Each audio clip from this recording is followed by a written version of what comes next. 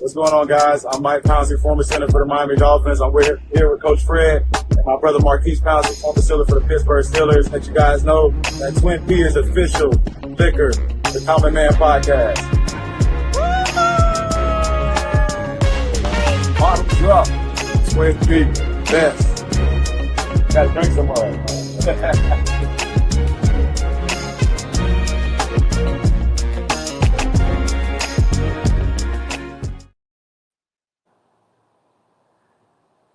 Welcome to the Common Man Drive at 5. We have a different location today as we are at Spring Street Cigars, Hattiesburg, Mississippi. Make sure you come down, check us out if you're in the area at any point. Today, as we get started, what we say we want to do with the show is we want to give you some knowledge health-wise, and then we definitely want to talk sports. HBCU Center, you know how we do it.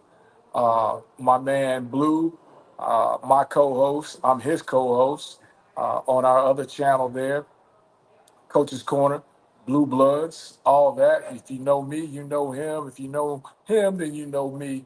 And that's kind of how we do it. But before we start the show, you know what we do is we toast our sponsors, Twin P Whiskey, with a big thank you. And here's to another great show, Common Man Drive at 5.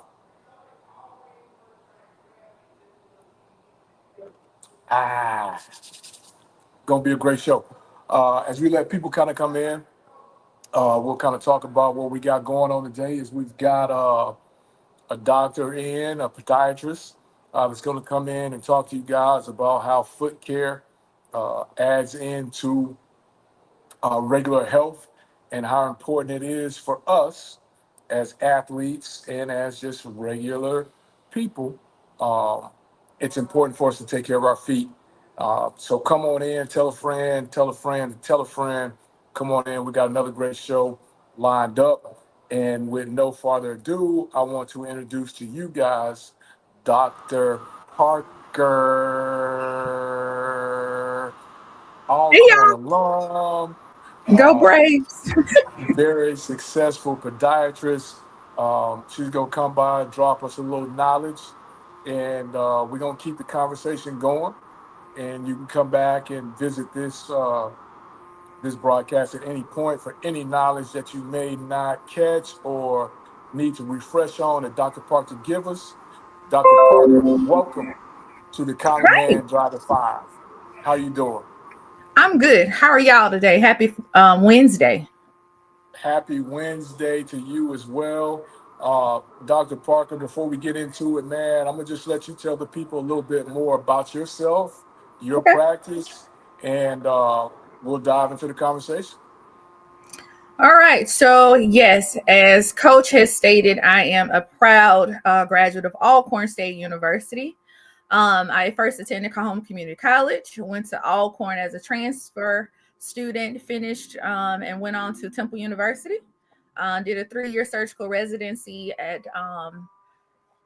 after leaving Temple to go to the Baltimore VA, which encompassed our great DC VA, Baltimore VA, Walter Reed, Kimber Army Base, and of course, Bethesda Naval Base. So I brought all those great talents back down to the lovely state of Mississippi.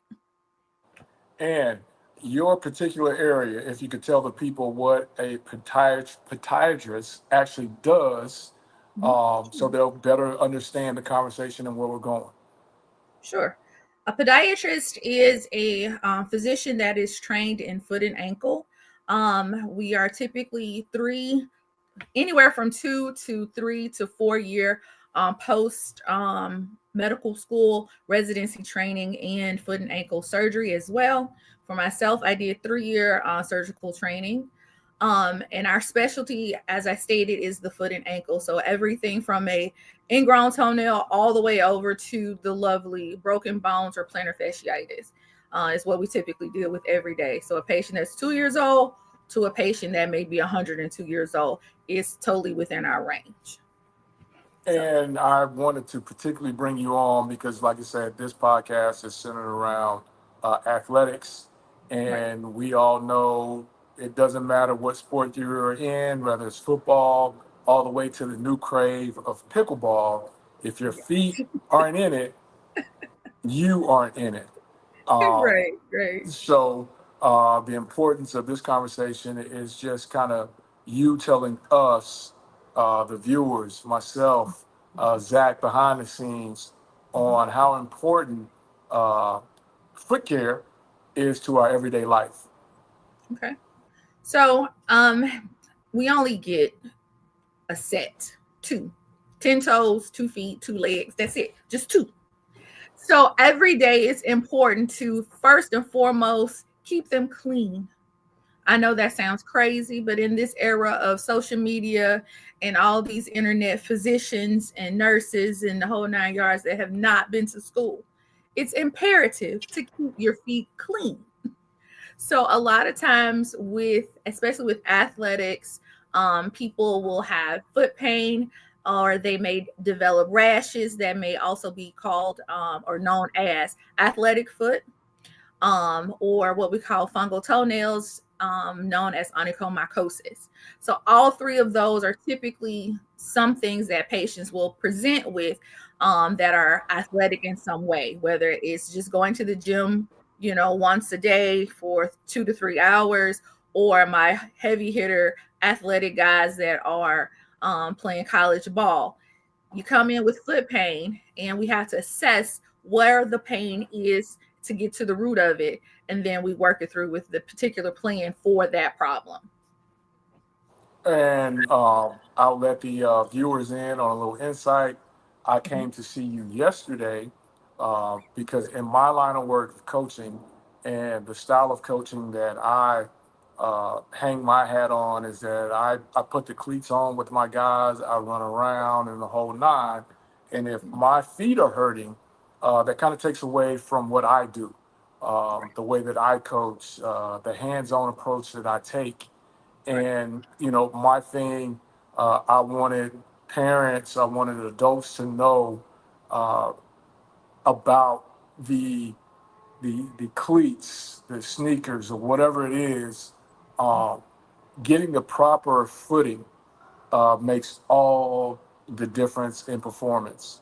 And, Yes. for you to kind of, you know, dive into that just a little bit to kind of let people know. So for me, as you told me, I have and I'm not too proud. I can say it. As you told me, the foot that was bringing me the pain, I have a fungus. Now, fungus, athlete's foot, or whatever, are those the same, or are Yeah. they two different deals? No. So fungus is the typical term we use. And then if we say athletic foot, that's a fungal infection of the foot. You can have fungus of the nails. That's called onychomycosis. So it just depends on where the fungus is that we give the term that goes with that part of the body. So, but you can have heat and moisture. The fungus grows, whether it's in the scalp, whether it's under your arm, whatever crevice it is in the body, a fungus can form. And a lot of times, if we tackle it, we identify where it is, and we get a plan together, then that way the patient or whomever the person is can start to feel better without having the discomfort and the breaking of the skin that can also give you itchiness, and even cracks in the toes, or even in the feet where it hurts like nobody's business. So, So my main thing with bringing you on is that I've come across in my years of coaching, kids will lose toenails at an early age. Kids coming in as freshmen, yeah, and their toes are the color of my twin P, and just not knowing how to treat those things. yeah. What do you suggest to parents of young athletes Mhm. to take care of their feet throughout this process of little league to high school to college? The basis is the same. One, keep your feet clean. After sports, they're going to be sweaty. Okay. So I always recommend keeping clean socks on, keeping cleats that are clean. One of the easiest things to do, if you notice that your child or you yourself as the player, if your feet are sweaty, change your socks out. because holding moisture on the feet, all it does is makes for a party for the fungus to grow. So take out, the wet socks, spray your shoes with Lysol. Lysol killed 99.9% of all funguses, and COVID-19. So it's cheap. You can find it anywhere. So when you spray your shoes with Lysol after a game or after, playing your practice games, then that decreases the ability for the fungus to grow in your shoes. And then go ahead. No. Go ahead. Finish. So you were mentioning how some of your guys and girls are coming in with nails that can be yellow or golden, like the lovely drink that you're holding there. That is not normal. Nails are not supposed to be yellow. For African Americans, we can go from a range of a light yellow or white to a dark black gray. It just depends on the pigment of the skin, and it also depends on how long the infection has been there. In my office, I like to educate patients on one, identifying if it's truly a fungus. Believe it or not, sometimes patients can have nails that are just discolored without a fungal infection. So to send off a piece of nail as a sample, it does not hurt typically. You send it off. The lab allows me to know if it's truly a fungus. If it is, then I walk through the treatment options, which are safe for that particular patient that I'm seeing, because every patient's treatment is not going to be the same, because every patient's past medical history is not going to be the same. And with that, as we're talking about the shoes, the type of shoes that athletes wear, and understanding their feet, your suggestion, if we're talking about a athlete with a larger size foot, Okay. is there any way that they can kind of get fitted, so to speak, to make sure that their kids are growing up? So as we came up, my Mhm. grandmother always made sure, Mhm. in her mind, I guess, wear your church shoes so that you don't grow out of them, even though they may have been this tight, right? Right. To keep that shoe going, to make sure that everything is good. Mhm. What is your suggestion when parents are trying to get their kids fitted for the right shoe? So, number one, don't go it alone. Okay. There are a number of places that a parent can take their child. Here on the coast, we have at least 2 to 3 places that I send patients to, where they can go and walk on pressure plates to make sure they don't necessarily need an insert to go in the shoe, as well as getting properly measured for the shoe. And it also depends on whether or not that child has a foot deformity, because unfortunately, some babies are born with deformities, and they have to have a shoe that will accommodate that particular foot, right? So the best thing, if there is question about whether or not the child has some type of foot deformity, whether it's hammer toes, curly toes, flat feet, wide feet, is to come in and have your child evaluated, and then move towards which shoe would be best for them. I do not advise parents to go up a size just to give the child room so that they don't have to buy that shoe later. In sports, as you are well aware, a touchdown is going to depend on whether or not that shoe is on that foot. And the last thing you want to do for a football game, like one of the Eagles players did, is stop at the 1 yard line because your shoe came off. So it's always important to make sure that you have a proper shoe fitting for that child, not too big, not too small. If the child is growing, typically children will grow out of a shoe within 6 months because they are not at the size that they will be at into adulthood. Around 17, they usually kind of even out. But prior to that, a child can change shoe sizes every 6 months, which can be difficult for a mom and a dad trying to make sure that child is in the right shoe. So always go and get measured. There are local places. If you're here on the Mississippi Gulf Coast, you have child problems, then come on over and see us at Memorial, okay? And with that, as far as adults Mhm. and a lot of our, our audience is I'm looking between two different screens here, and we've had close to 100 people in here. Not everybody is an athlete. Right. Some people in here are, construction workers Mm-hmm. or teachers, Mm-hmm. different professions Right. that require them to be on their feet. Right. Your suggestion to them to making sure that they continue on with comfort would be Number one, if you are experiencing foot pain, it is imperative to come get checked.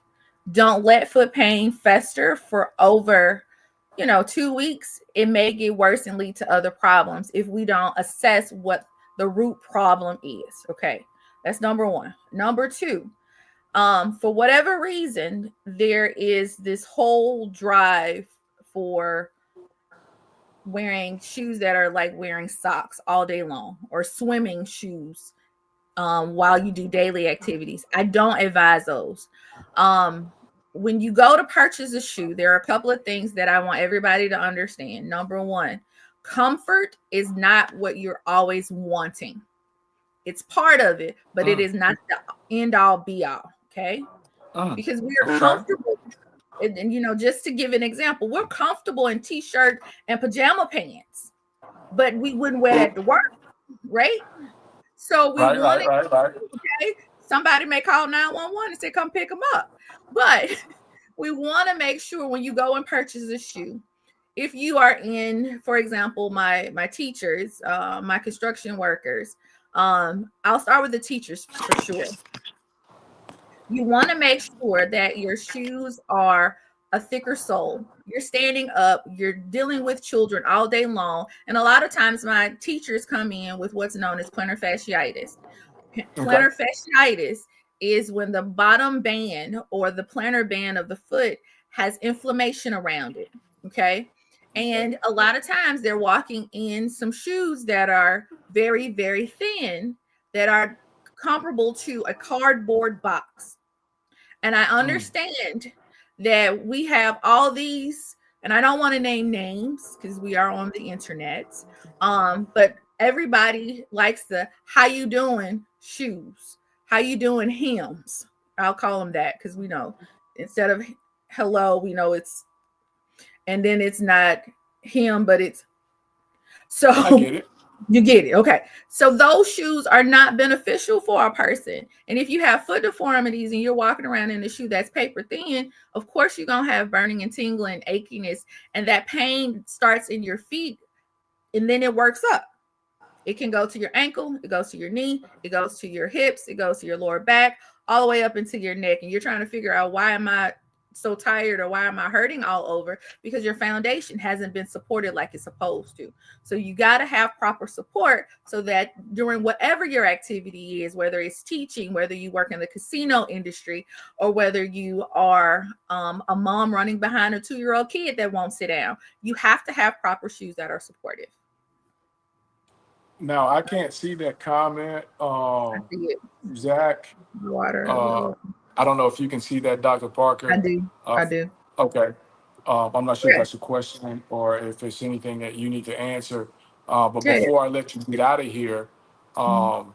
can you tell the listeners, the Mhm. viewers, how Mhm. important or how uh, foot care ties into regular health care, Okay. your regular well-being? So if your feet are achy, of course, the rest of you is not going to want to move because you may have a slow, achy throb to the feet. So you're not going to want to go to the mall. You're not going to want to go to your friends and have dinner or whatever because your feet are achy. A lot of times, and I'll bring this up because it can happen to anyone, is if a person develops neuropathy, which is nerve disease. Mm, And neuropathy does not have to just be if you are diabetic. It can be if you are a long-standing smoker and you have vascular neuropathy. It can lead from a person that's unfortunately an alcoholic. And all these issues will lead to a person having the nerves that will literally cut off, and they will not send the sensation to the feet. So that will inhibit anybody from wanting to do anything because they're so achy and they're so much in pain, Is there a way to bring that young lady's question back up? Because I want to be specific. Okay, cool. What are some pointers for some people who are factory workers who might have constant exposure to high water levels or cold environment? And what reliable footwear? Okay, so can we leave that up for a minute? So, because it's like a 2-part question. Well, actually 3-part. So factory workers, you're standing on your feet all day long. I like New Balance, Brooks, and Hoka's. Okay, so that's a very good shoe. And New Balance actually has a non-slip version to allow you to stand up, and then if you are around water and so forth, it will, give you the non-slip. So typically that's the shoe that you're able to wear at work. Then as far as the cold environment and high levels of water, there are some boots that have good arch support. Red Wing, if you have one in your area, is one of the companies that I would send patients to who are construction workers or who have jobs that are a little bit more difficult, where they have to wear work boots. Red Wing will actually have you walk on their plate, see where your pressures are, to tell you which insert would be better for you, as well as giving you a shoe for your line of work so that you are protected and safe. You never want to just buy a shoe. And I hate to say it this way, but this is where a lot of people go to our common Wally World to get a shoe when it's not supportive.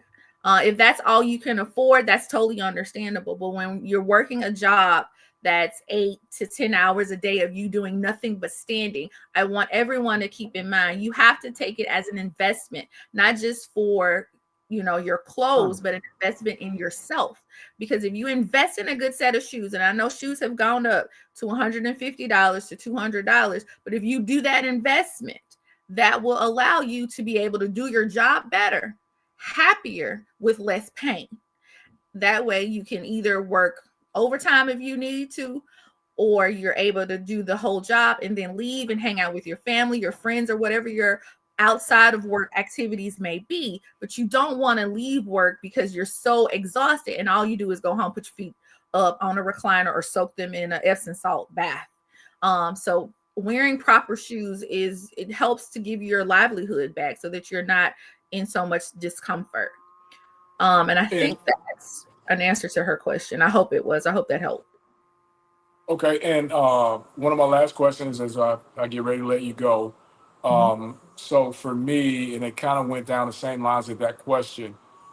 We practice in the mornings, dew on the ground, your sneakers become wet. You're in a 2.5 hour practice. What are some suggestions that you would give to someone like myself or someone that works in that type of environment that may not have the opportunity to be able to go change their shoes in between sessions or work? So foot powder is beneficial because it will wick away the moisture out of your shoe and sock. That way it's not on your actual person. Okay. Sometimes patients benefit from using foot sprays. Those sprays can be purchased over the counter. Some patients, if depending on what type of issues they have, how the severity of their athletic foot fungus is, then they may have to have a prescription to help with their fungal infection. But over the counter, foot powders are great. Foot sprays are great. So I think those are 2 easy things for patients to go and get. Last 2 questions. If I don't have any of that, how do I keep that away? Well, it's difficult because you could use baby powder, but baby powder has no antifungal, just to be really honest. There's cornstarch that you can purchase. That's another one. You want some type of powder to make sure. Now, this is kind of the new thing now. People will do antiperspirants to the feet. Yeah. Like deodorant spray? Yes. Okay. Because what you're doing is decreasing the amount of moisture and allowing the pores to, just like with your underarm. Some patients have what's known as hyperhidrosis, which is increased sweatiness. And that can also affect the feet. So if you use an antiperspirant, then that will allow you to decrease the moisture to your feet. And they have the whole body sprays now. There's another company that specifically does the whole body sprays as well, so that you can, have life and enjoy life without having such sweaty feet and, the risk for fungus and infections. If some of our viewers work in steel toe boots, Mhm. what are some of the precautions that they can take to kind of help them through 40-hour work weeks in steel toe boots? In what way, as far as the fungus is concerned or pain is concerned? Because Yes, that's two parts. fungus, the pain, Okay. making So it's sure that we keep the fungus and the pain away. okay. So, like I said earlier, to pinpoint, if you have sweaty feet, I recommend highly to get some type of foot powder or a foot spray, and it becomes. Immediately after I clock out, I need to take those off, dry my feet, and go to that the This is powder before you. or This is before you even start the day. You oh, want to make. okay, Yeah, this is when you are getting dressed in the morning, just as okay, what I would hope everyone would do in the beginning of the day is you take your shower, you spray yourself with your deodorant. Don't forget your feet, because the last thing you want to do after a 40-hour, week or whatever, or, 8 to 10 hour day, and you take your shoes off, it may knock you out with the smell. So instead of waiting until the end of the day and you don't kill your old lady or your significant other, gentleman, whoever, or your child, spray the shoes and your feet before the sweatiness happens. And that way everything stays clean and dry and you're good to go. The second part of your question was about the fungus. I'm sorry, it was about the pain. I know a lot of times when my patients that are construction workers or they work in steel toe boots, they get one set and they try to wear it out. right. You can't always do that. Depending on how Rotate shoes. say again. Rotate shoes. But not just rotating the shoes, because steel toe boots are expensive, right? Right. So, and in our economy, everybody can't purchase 2 and 3 pairs of steel toe boots at a time. So what I Okay. like to tell patients is if you get a pair of steel toe boots, look at the shoe, you flip it over, and I want you to run your hand across it or look at it to see whether or not it has tread still in that boot. If Like a there's no tire. tread, just like tires, I oftentimes will tell patients that your shoes are the tires of your body. If the shoe is worn out and is not supporting you, there is no way you're going to feel good at the end of any workday, whether you are a teacher or you're a construction worker. So you have to be sure that the tread on the sole of the shoe is still good. Okay. If it's still good, then great, go for it. If you have a shoe that does not have an arch, there's always arch support that you can put in there. Not every arch support is made equal. There are some arch supports that you can purchase over the counter that I would not tell my patients to use. There's some great ones that you can buy for less than $100. You put them in, but they're only going to last with the prefab ones up to about that 90-day mark. The custom ones are going to last a lot longer, but of course, with anything that's a custom made product, is going to cost you a lot more. It can run you between the $300 to $600 mark.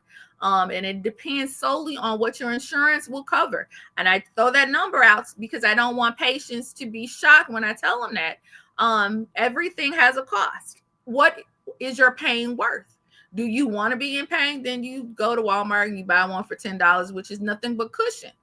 If you don't want to be in pain, you want to have the livelihood, you don't want to set yourself up with having lower back pain, ankle pain, and chronic foot pain, then you got to invest in yourself.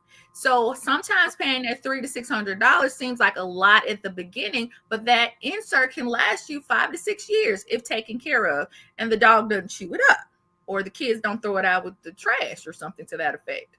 But it can last you a while. Okay. Somebody else posted a question. Has there been any questions about neuropathy in the feet and how to treat throughout the day? Thank you. Oh, you're welcome, Pumpkin. Danica, how you doing?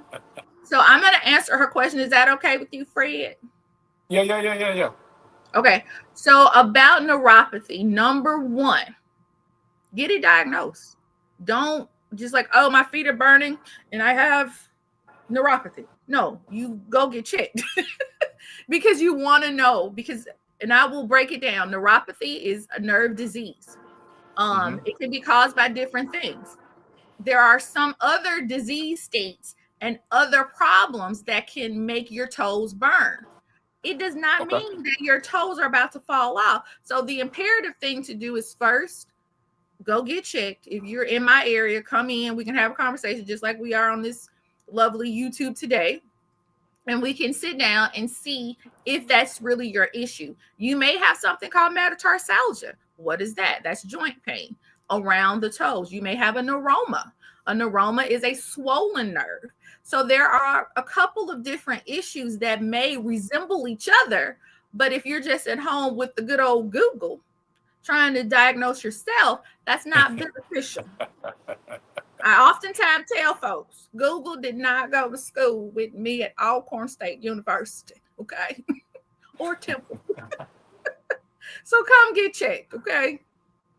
And with that, Doc, I've kept you a little longer than I had planned on, as I told you. But once you're passionate about something, you're passionate about it. With that, if someone wanted to, I don't know if you have the capabilities there where you are to do a, what do they call it? Telehealth. Telehealth. Telehealth deal. If they're not in state to be able to get to you, how could they get questions answered? But also, how could, if they need to come see you, if they're nearby, how can they find you?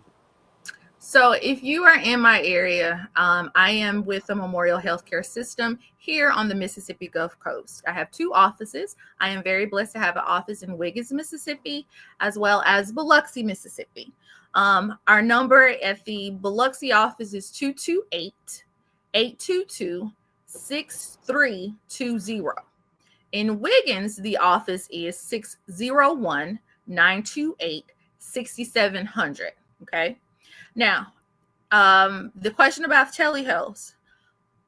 Telehealths are a little bit difficult, especially with new patients. Depends on insurance. The guidelines have changed on who and which insurance company will cover telehealth and how it works. So not everyone is allowed to get telehealth visits.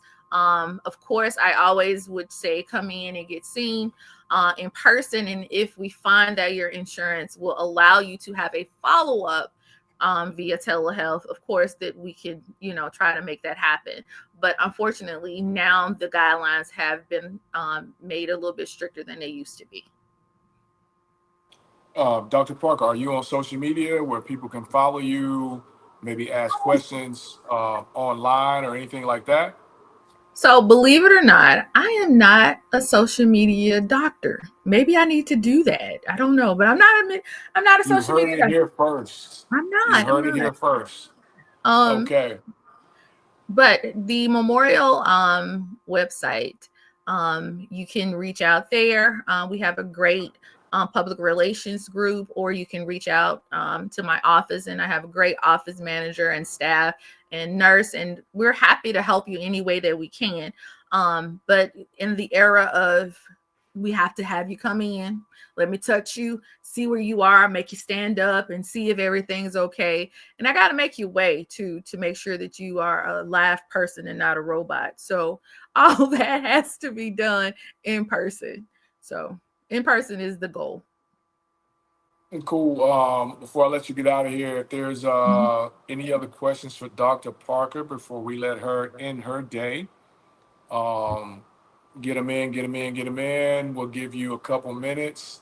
Dr. Parker, your profession, the profession of feet, how did you come up with the love to be able to want to do this?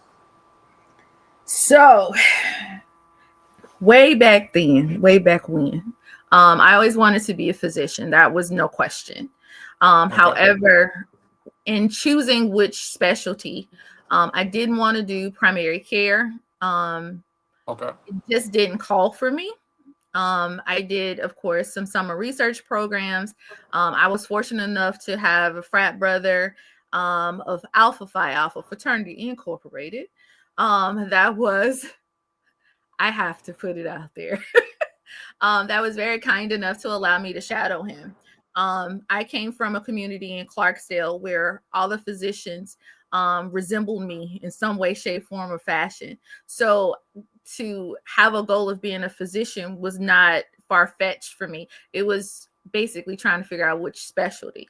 So for shadowing him and shadowing other physicians in my specialty and going to Temple University to be interviewed and to shadow, it was like, I could see patients from, again, 2 years old to 102 years old. I can see them in the clinic. I used to see them in the nursing homes.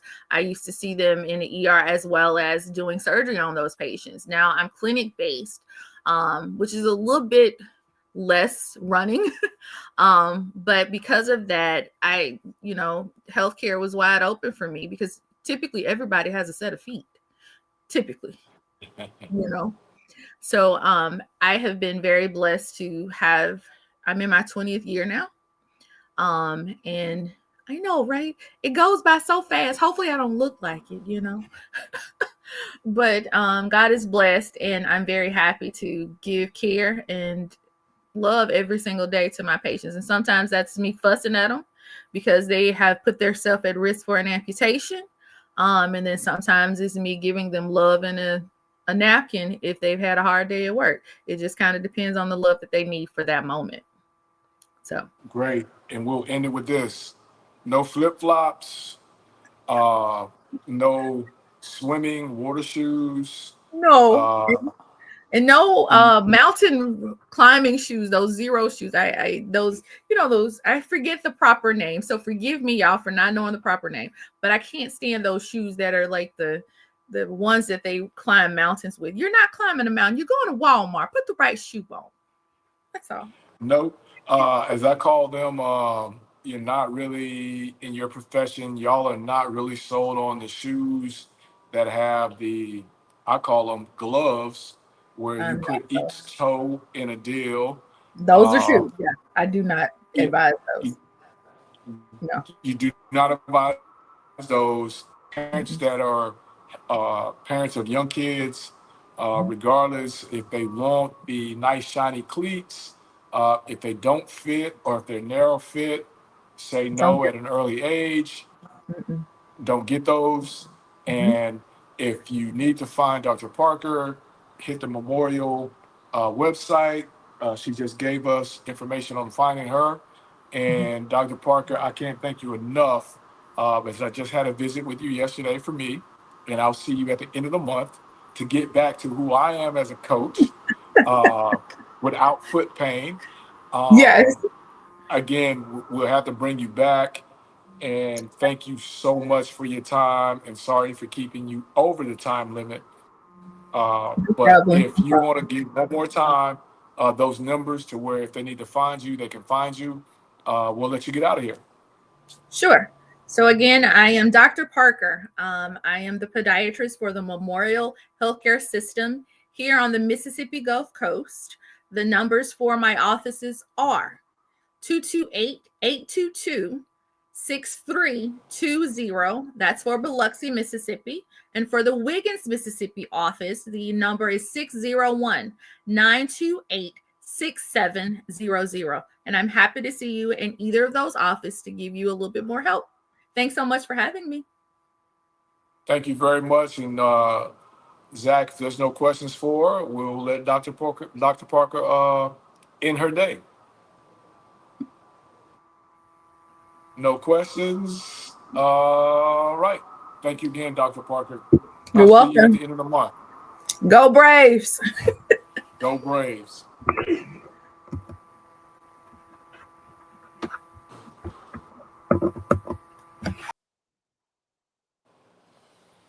Dr. Parker giving us some healthcare, as we said. That's what we wanted to do with this deal, and right into a re-up of a show that many of you said that you wanted to finish because Miss Tiffany was having technical difficulties when we're talking about the agent business as well as NIL, which is very prominent in all of college athletics, now spilling over to high school athletics, NIL agents, professional agents.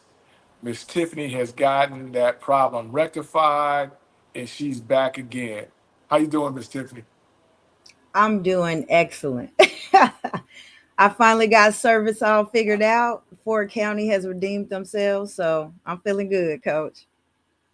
Good, good, good, good. For many of you that may not know, Elite is a sports agency for professional as well as helping kids to obtain NIL deals. And we'll let you catch people up on what Elite does, and then we'll dive right into the conversation and get to the meat of it and get you back to your Wednesday, Miss Tip. Floor is yours. You bet. Basically, I think Elite Dynasty encompasses some of the pain points of wanting to solve some of the issues I kind of saw as a athlete whenever I was coming up. My mother, she didn't have a lot of information on sports and things like that. So I think it's a lot of things that parents struggle with as well as the athletes getting that knowledge. A lot of times we find out that the talent isn't that issue. So with Elite Dynasty, my job is to come in and help you to bridge that gap between the knowledge of the game and the marketing aspect to help you kind of flourish a little bit more on your talent. Focus more on the game instead of the logistics in the back end. And that's where we are. So we'll dive right into the conversation, Mr.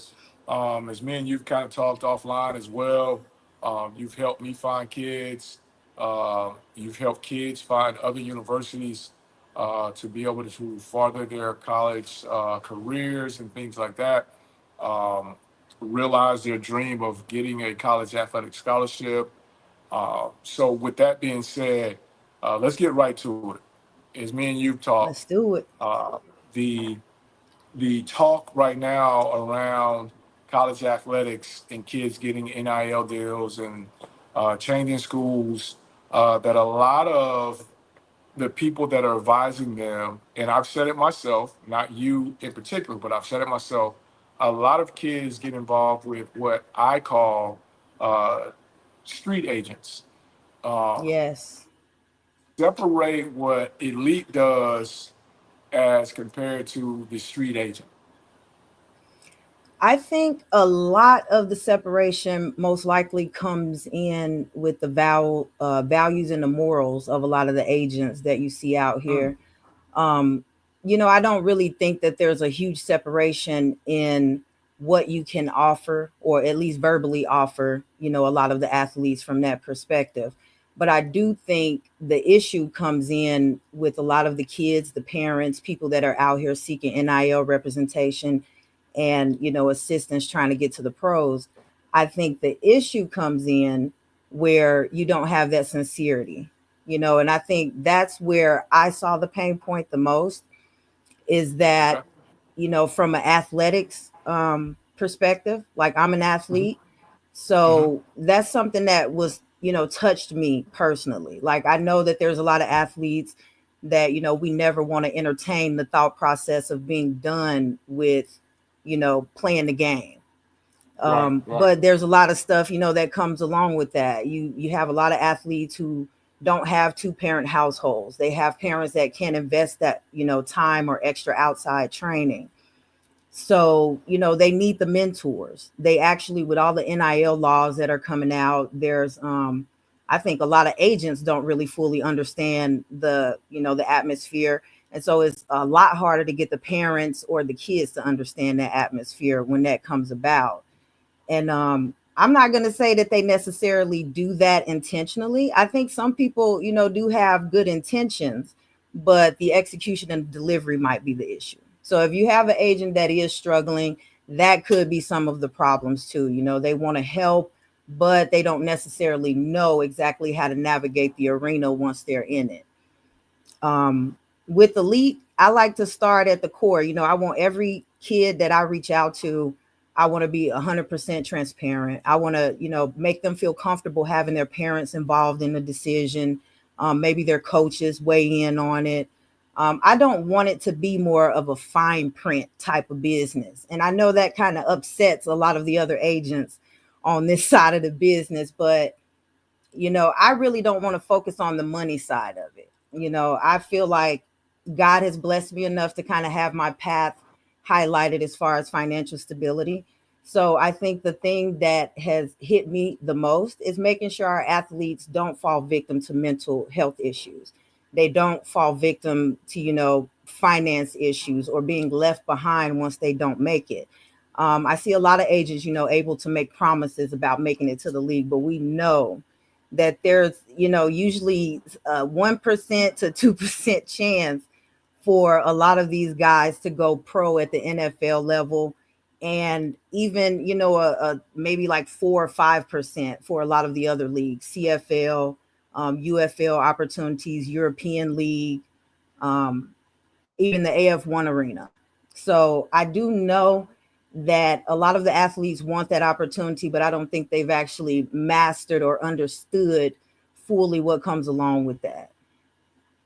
And when you say that, you sit right on my front pew, uh, having that NFL dream, uh, making the CFL roster for a year, and then spending, you know, 5 years between the AFL one, AFL two, having a great career, playing professional football, receiving a check every Tuesday.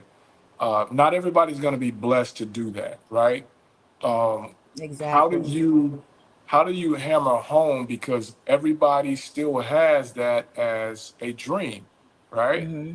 Uh, but how do you make that a reality that this possibly couldn't happen? I think the part that I try to focus on the most, Coach Fred, is just approaching it from a parental perspective. You know, I think part of helping people ease into accepting reality, you know, that there are some ways for things to go wrong, or, you know, you've had some athletes that have all the talent in the world and they don't necessarily get that opportunity, you know, even when they have a lot of agents or a lot of NFL scouts or other pro scouts telling them that they're on the board. Like this business can be very malicious, it can be very deceptive, manipulative. So I always want to keep that transparency with the athletes, you know, to let them know I'm not just here for the sports aspect of it. Like I actually care about these guys, you know, making it outside of sports. So if you do fear that you're not curving into that lane the way you expect it, I want to be able to step in and help you transition into the workforce if you need to. Most of our guys, they graduate with degrees, and I've noticed that you don't see a lot of those people utilizing those degrees.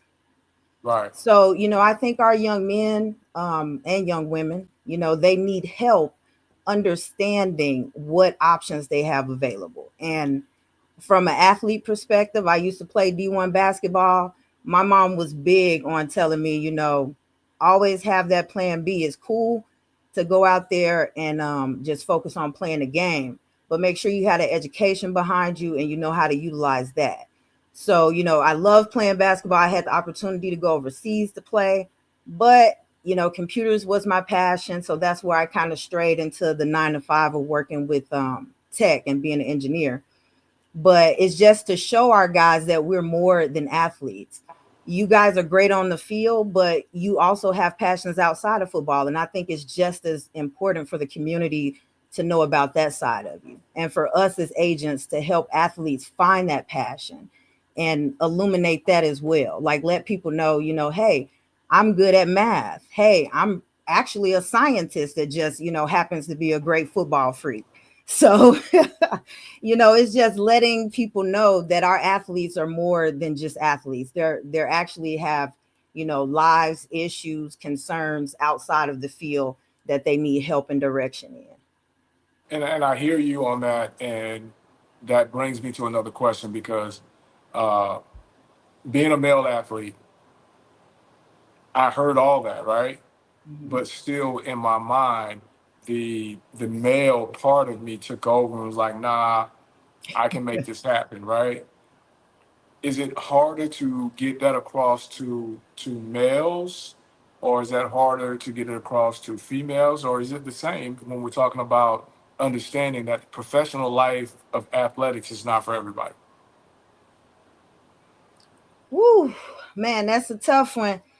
I think when it comes to that, I don't really necessarily know if it's more of a a male thing or a female thing. I just think you got some people that's more competitive than others, and I'm one person to tell any of my athletes that I represent, like, hey, as long as there is a way, and I'm big on numbers and analytics, I'm going to continue to fight with you. Even if you don't make it this season, if it's maybe next season, I'm going to continue to fight for you until we've exhausted all those options. And even then, I'm going to look to try to see if we can create a lane where there is no lane. So I understand that compassion. And that's where I actually come in with having some experience as an athlete. I understand that competitive spirit. I know what it felt like when I walked out, that last game on the basketball court, and I looked around in the stadiums and realized, like, oh my God, like I'm about to start in the workforce. And, this, I may have to hang this jersey up. And so I get where the guys are coming at with that. And so I try to help them to understand, for one, it's not always about your talent. Like, don't take this personal. This business is actually just like any other business. When you go out to compete at the pro days, when you go out to compete against these other athletes, it's no different than some of us, Fred, and you know it. When it's time to get into a job, we have numerous applicants that we have to go up against. We have to show what stands out about us. Why should we pick you? So these are skills that I think athletes could, actually benefit from having across the board, not just, football or basketball or whatever your sport is. You have to learn to remove that personal, feeling about it. Like, it's not a knock on your talent. Sometimes you're just going to have the business doesn't align. You're going to have people that know people. You're going to have salary caps. You're going to have certain things that are, chess pieces that are being moved in the back end that have nothing to do with your talent. So as long as the guys are able to have somebody realistic explain that to them, I think the truth, I'm big on that, man. I think the truth will set you free. If you keep it truthful and you keep it honest, I feel like God gonna handle the rest. And I get everything you're saying, and I'm going to throw it back to you in this sense, um, because we as players don't understand that. I understand that now as an adult. I understand Yeah. that now from being in the business, being around the business. Uh, for me coming out, there was more opportunities, NFL, CFL, Hmm. USFL, uh, which was the World League, so to speak, at the time, Arena One, Arena Two. So there was outlets to be able to go play football. Hmm. The thing that I'm pushing back on, or not pushing back, but throwing back to you, with the opportunities being really down to maybe three or four, Uh-huh. how do we get them to understand that, okay, yeah, there's three or four opportunities, but there's only so many as far as roster spots in the NFL. There's only so many Americans that they take in the CFL. There's only so much that you're going to be able to make in this new Arena Football League. As to where Hmm. when I was in Arena Football League, uh, which was pretty much the demise of the league, you can make pretty good money for spring months. Like quarterbacks were making upwards of six figures, uh, Yeah, which that's again wow. took the league under, but that's a whole nother show. Uh, and how long do they hold on to that before they realize, or before you get them to realize that, hey, maybe entering into the real world, uh, it's probably right now. Hmm. I think I'm going to rely mostly on transparency. I think a lot of the issues we have with accepting the truth is our skepticism. You know, like you don't really, we're just accustomed to people feeding us marketing and feeding us a bunch of stuff until we kind of feel like, did you really try everything? Like, did you look at, I'm pretty sure working with kids as a coach, you've had some guys to be like, look, coach, you sure that's the best stance? Like, I was looking at some videos from, on YouTube, but this other guy, and he has switched up his stance a little bit. So I think I can do better. That's a whole other show. That's a whole other show. But I get what you're coming from. That's Yes. a whole other show. I promise you, Fred, it's the same with the agency business. A lot of the kids, they watch the social media, they see other people's experiences. So you really have to be patient with them, and you really have to break down each realistic point dealing with that person. Like, you have to be realistic about their measurables, their production. We can't entertain what Ashton Jenny is doing. We have to entertain where you are, and where you're at in this process. And we have to be realistic about it. As long as you can walk a person through that, I feel like, as they come up with other questions, like, well, what about this, coach? Have you talked to this GM? Like, have you talked to this person? Have you talked to that? If you're able to be transparent and walk people through all of these steps that you're taking, show them where you're actually doing the work instead of just talking about the work. I've seen so many kids, even on a non-professional level, in collegiate, you get a lot of promises. You get a lot of people telling you things, but they don't actually take the time to walk you through it, break it down for you, and help you to truly understand what your options are. So I feel like a lot of times it's been hard for me to accept something as the end all whenever I don't truly believe or trust that it's the end all. But once you kind of get that understanding and people break the numbers down for you, they show you the contacts, they show you, where you're at on the boards with a lot of these scouts, who they're picking up, what they're looking for. I think if you can break that down with a lot of your athletes, then they kind of come to that conclusion on their own. You don't really have to tell them, hey, man, you need to hang it up. Like, we've been at this for a while now, you need to hang it up. I feel like that's something that an athlete kind of has to come to on their own, and you have to be the kind of person to have the patience to kind of bear with them while they, accept that, because that's really something strong to accept as an athlete. I don't know about many people that haven't played the game before, but it really is a process to kind of accept that you're transitioning out of the game, especially if you're an athlete that loves the game and you've been playing for like a majority of your life.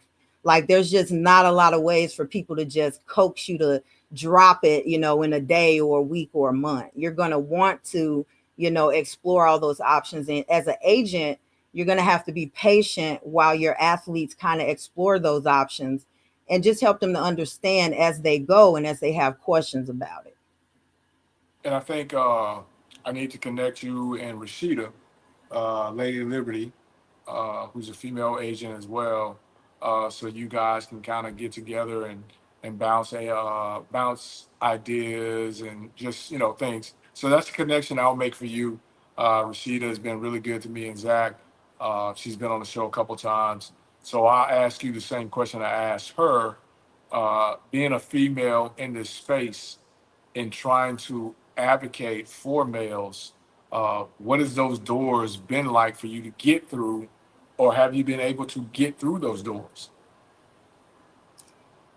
Woo, man, I'm not sure how Lady Liberty answered it, but I feel like it's definitely a challenge for females to break into that space.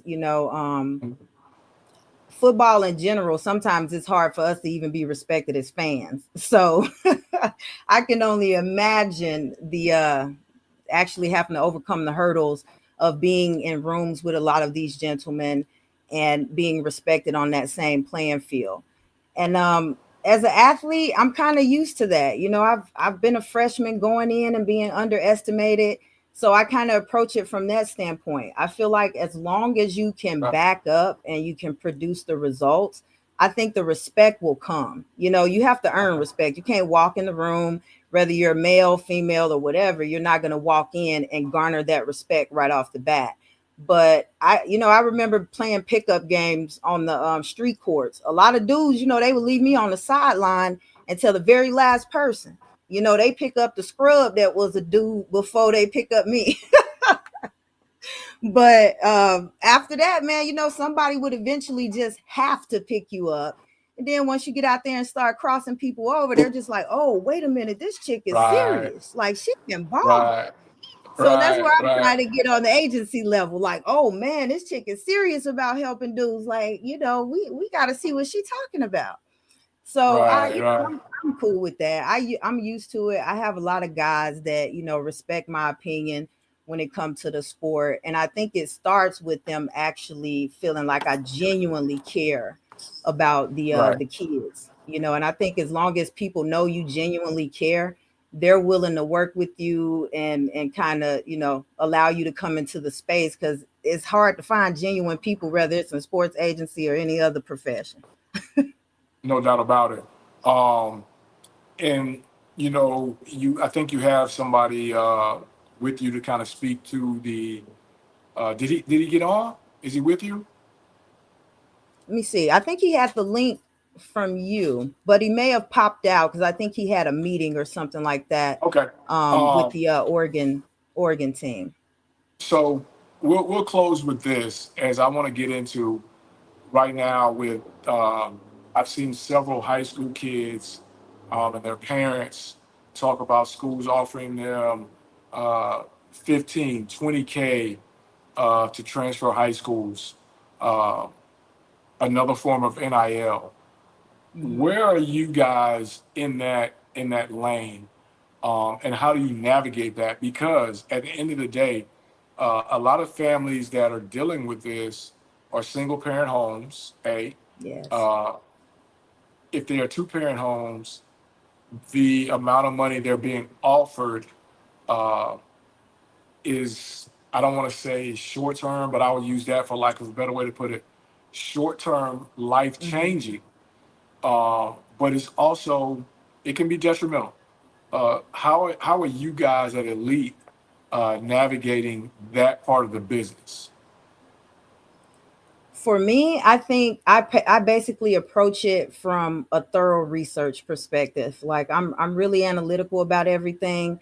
So I always try to approach it by starting with that dollar amount. Like, I get it. I've come from a family to where your parents, your mom, she may be in a single household and she's struggling to make ends meet, working 2 jobs. So I do get the pressure of basically settling for whatever big number deal might be thrown on the table. But I always ask parents, to make sure we step back and we see the full picture, so we want to actually look into the scheme. If you're an offensive player, do you fit into that program scheme? As a defensive player, do you fit into their scheme?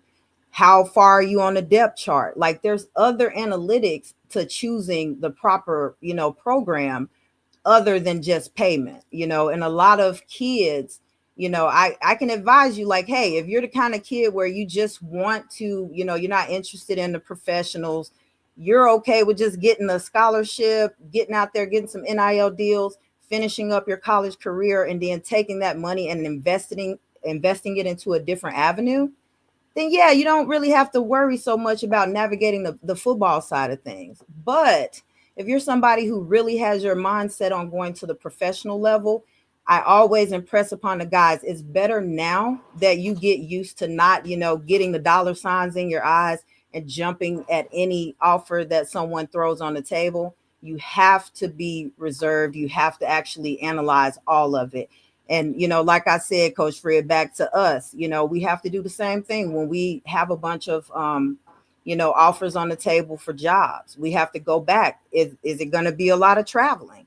Do I have kids? There's other stuff that you want to look at. So we just want to help parents to understand what those factors are and where their kids fit into that, process, and actually be transparent about that with them and the athletes, so that they can make a decision where, they're not left out in the cold in the end. Because a lot of times you can jump at something for money and you get exactly the results that you get from just leaping at stuff for the money.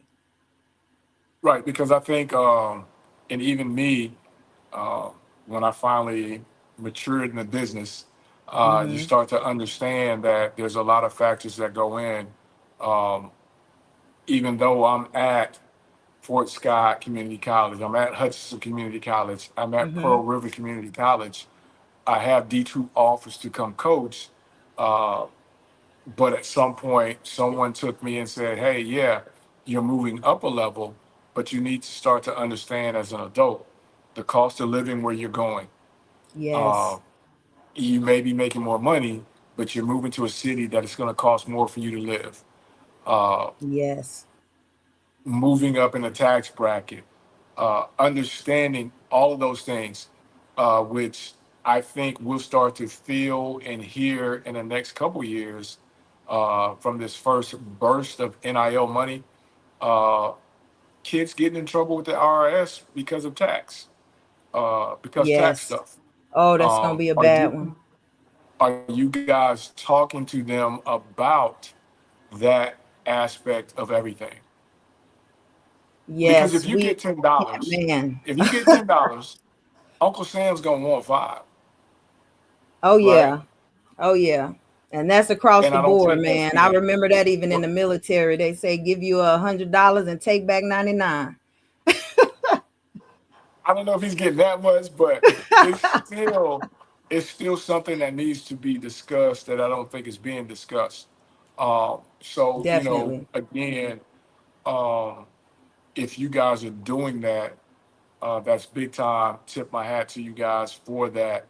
Uh, right now, as we wrap it up and get you out of here, because we finally got you on with no internet breaks Hey.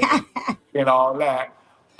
Just speaking from a Division I female athlete, basketball player, this day and age, what are your thoughts right now on college athletics as a whole? Man, I've been thinking about that a lot, especially with the NIL, perspective coming into play for a lot of athletes. I do believe it's about time. A lot of athletes got fair compensation for their efforts and their sacrifice, actually, because especially from the perspective of football, we know that that is a gladiator sport. There's all kinds of chances for injuries and things like that, and possibly altering your life for the rest of your life. So I do think that I applaud, the efforts for the NCAA and everyone to actually move towards compensating the athletes fairly. I do know that there's been a lot of, he say, she say, a bunch of, backlash about the amount, that the athletes are receiving and the problems that come along with that. But I Hmm. do think that's just a symptom of another problem that we have to work with. I think a majority of our kids, especially in African American neighborhoods and things like that, a lot of us just don't graduate out of high school with a lot of financial literacy. Mm. So this is a calling to not just the agents, not just the coaches, the trainers, parents. I feel like now we've pushed our athletes into a stage where we can no longer continue going, dumbfounded until we're 18 and graduate when it comes to financial literacy. Like we have to start educating kids on the taxes. Even if you come into the agency, like I want to discuss with you budgeting. I want to discuss with you all of these things before we get to the panic mode. You have a lot of kids that aren't necessarily going to be, draft picks or something like that, but they may be at a school to where they could be getting a little bit of NIL money.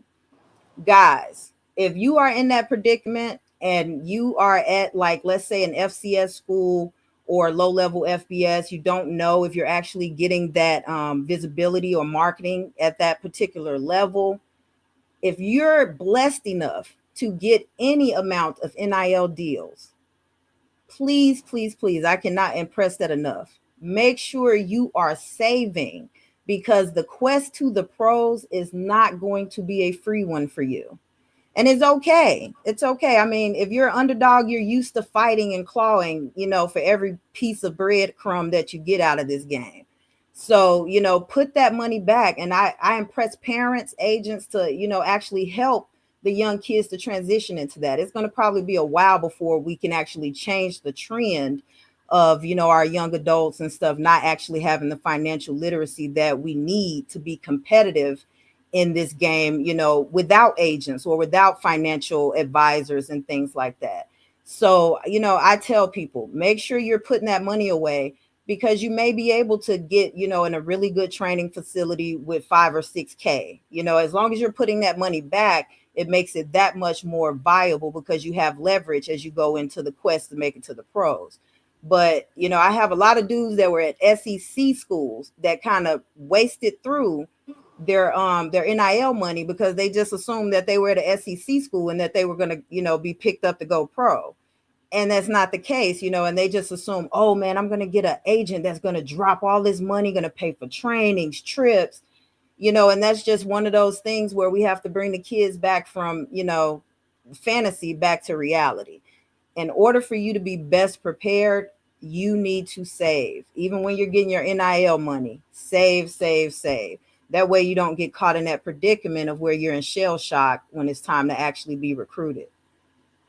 And I can attest to that. I tell I tell Pam all the time, had I known her back when I was playing, I'd be well off now.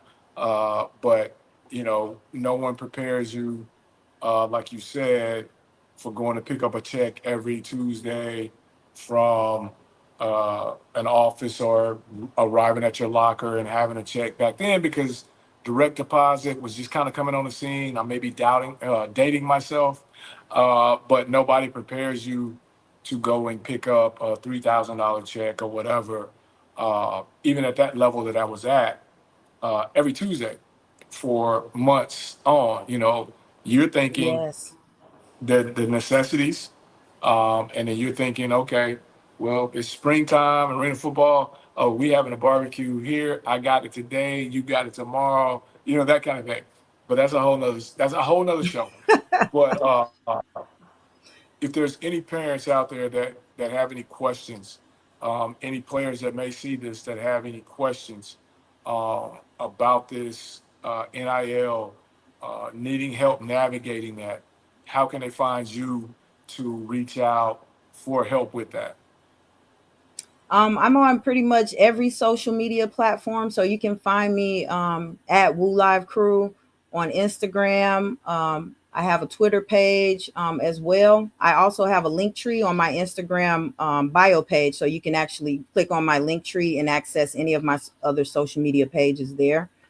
And just pretty much, there is no contractual thing. Like I said, my overall goal is to try to help people. So if you have any questions, there is no consultation fees or anything like that. I just want to get you the answer so you feel comfortable about, your process to the pros, or if you're a parent and an athlete in high school, what your options are coming out of high school and trying to get recruited. So if you have any questions or anything, feel free to just, shoot me a message.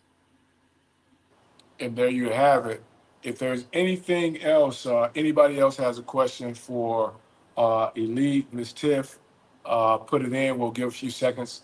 While you're doing that, make sure you subscribe to the channel. We've got this type of content coming every Wednesday, the drive at 5 p.m. Central. Not to mention the Blue Bloods, FBS, once we get back to football season, with my guy who's producing the show right now, Blue Bloods, my boy Zach. Zach, if you got anything you want to add before we let Miss Tiff go, if there's any questions, let's drop them. Let's get them answered.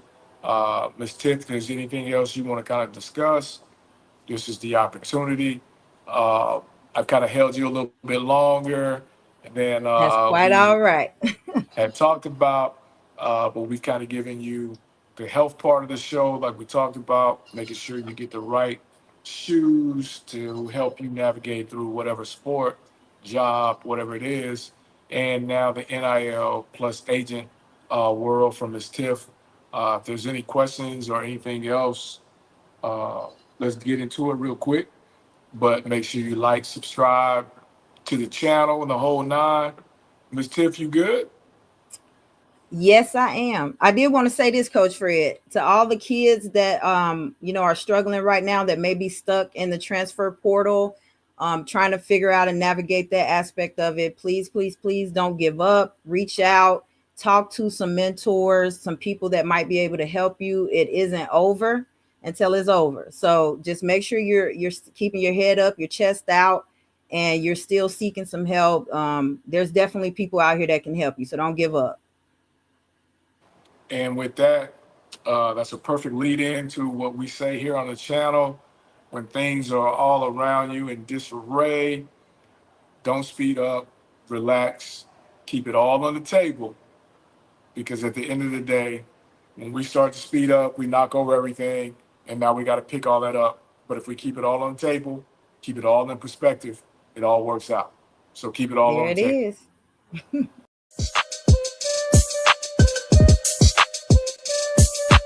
Hey, what's going on, guys? It's Mike Pouncey, former center for the Miami Dolphins. This is my brother Marquise Pouncey, former center for the Pittsburgh Steelers. What's up, everyone? This is our new cigar line. It's called Twin P. It also matches well with our bourbon whiskey. It's called Twin P as well. So if you like to smoke cigars and like to drink whiskey, I advise you get both.